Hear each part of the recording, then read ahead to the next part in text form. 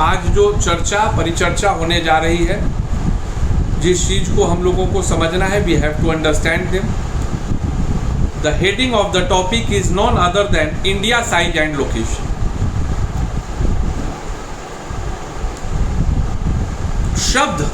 एक शब्द भारत,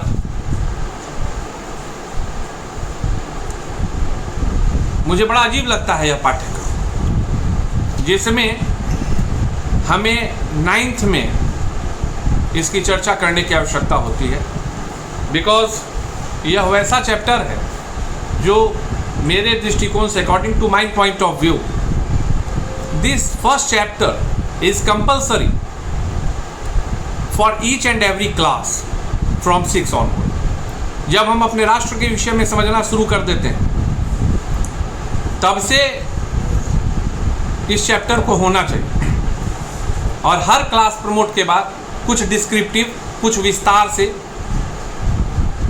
एक हेल्दी एक्सप्लेनेशन के साथ इसकी चर्चा होनी चाहिए। वस्तुतः in the segment of or in the subject of geography, we have to know about the geographical concept with related to our country. हमें भूगोल के आधार पर, ज्योग्राफी के आधार पे भारत को समझने की आवश्यकता है। अब सवाल आएगा कि sir, how is it possible, what things we have to understand on the basis of or on the base of geography? Definitely we have to understand about the location, we have to understand about the population density, we have to know about the climate of our country, we have to know about the size of our country, we have to know about the location of our country. These things are going to be discussed in this chapter. तो पहला चीज कि भाई भारत है कहाँ, location. पहला चीज तो होना चाहिए location. So physically we can say that India is situated in the southern part of the continent Asia. Am I right? क्या मैं सही हूं? बोलोगे पक्का सर सही है। भारत मूलतः एशिया महादेश के दक्षिण में अवस्थित है।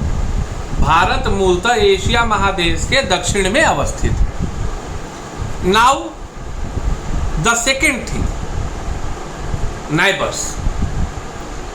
अब ये भी बोलोगे कि सर बिल्कुल क्लियर है सर, नॉर्थ में रख दो चाइना को, नॉर्थ में रख दो भूटान को, नॉर्थ में रख दो नेपाल को। सही है। ईस्ट में किसको रखेंगे? ईस्ट में रखेंगे बांग्लादेश को और म्यांमार को। बोलोगे बिल्कुल सही है सर। वेस्ट में किसको रखेंगे? पाकिस्तान को, अरेबियन सी को। साउथ में किसको रखेंगे? हिंद महासागर, Indian ocean. Clear? Two things, two important things just now we discussed. First one, the location of country with respect to continent, and again the discussion on the behalf of the neighbors country or situation.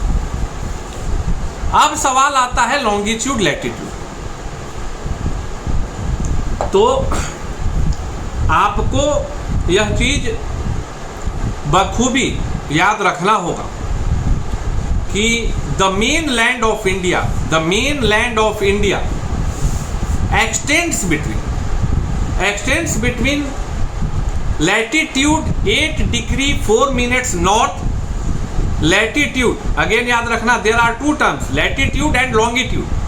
Latitude 8 degree and 4 minutes north to 37 degree 6 minutes, and longitude 68 degree 7 minute east to 97 degree 25 minute. ये आपका हुआ longitude. तो अब क्या चीज clear हो गई? तीसरी चीज क्लियर हो गई। पहली ज्योग्राफिकल पोजीशन, दूसरी ज्योग्राफिकल नेबर्स, एंड तीसरी कि भाई लॉन्गिट्यूड एंड लैटिट्यूड के आधार पर, अक्षांश और देशांतर के आधार पे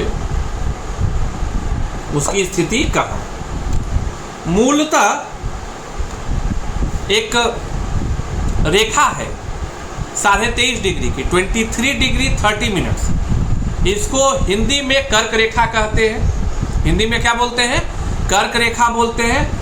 और इंग्लिश में क्या बोलते हैं? Because we have to study in English, because we have to follow the CBSE parameters and usually students are taking English as a language for the representation और for the explanation of question and answer. So कर्क रेखा को English में कहा जाता है tropic of cancer. कर्क रेखा is also known as tropic of cancer. Fundamentally you have to understand one concept that the tropic of cancer, और हिंदी में कर्क रेखा, यह भारत को 2 भागों में बांटती है, मतलब लगभग 2 भागों में बांटती है। और because our institution is located in Bihar, so according to the locality, my question to you that tell any important city name of Bihar by which tropic of cancer line crosses। कोई भी व्यक्ति मुझे यह जवाब दे कि बिहार में कर्क रेखा गुजरती है, बिहार से होकर गुजरती है, तो उस पर अवस्थित किसी एक प्रमुख शहर का नाम बताएं। This one is a question for you and hopefully I hope that you will find it.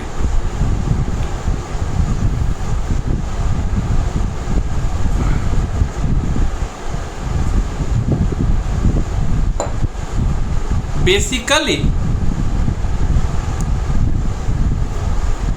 after the discussion of the location of our country India with respect to longitude and latitude, can anyone is capable or can anyone is able to say me that what is the size of our country?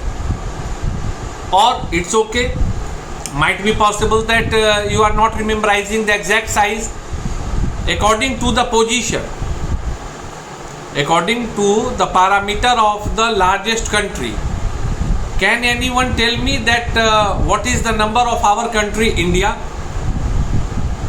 भाई जवाब याद रखना, 7वां बड़ा देश। भारत दुनिया का 7वां बड़ा देश है एरिया के हिसाब से, बाई साइज। साइज आकार के आधार पे भारत दुनिया में 7वें स्थान पर है। And if somebody will ask it to you that what is the size, like kilometre में होता है, वर्ग किलोमीटर में होता है, स्क्वायर सेंटीमीटर में होता है, स्क्वायर मिलीमीटर में होता है, तो भाई लगभग तो बता दो कि भारत का क्षेत्रफल कितना है। What is the area of our country? 3.28 million square kilometre. The area of India is 3.28 million square kilometer. Again important term, you have to write it in your notes that the area of our country is 3.28 million square kilometer and it contains India's total area accounts for about 2.4% of the total geographical area. Again आपको याद रखना है कि India accounts 2.4% of the total geographical area of the world. इस चीज को आपको याद रखना है। अब इसमें आगे इस बात की चर्चा होगी, लेकिन फिर मैं बता देता हूं, for the time, for the calculation of time, for the time measurement, Bharat में एक रेखा निर्धारित की गई है जिससे पूरे भारत के लिए समय का निर्धारण होता है। मतलब उसी के आधार पे हम लोग समय को रखते हैं, not with respect to our local GPS positioning. हम लोग एक रेखा है भारतीय समय रेखा, उसके आधार पे ही भारत में समय का निर्धारण घड़ियों में होता है। और वह रेखा भारत में मतलब कहाँ से गुजरती है? इलाहाबाद से। इस चीज को अगेन आपको याद रखने की आवश्यकता है।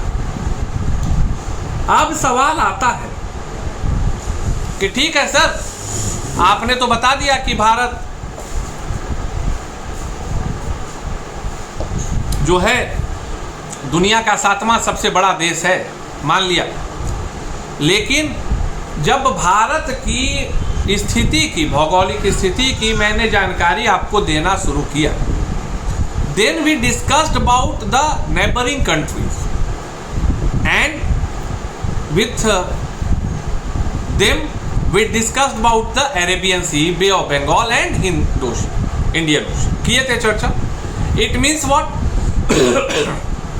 In another word, we can say that the boundary of our country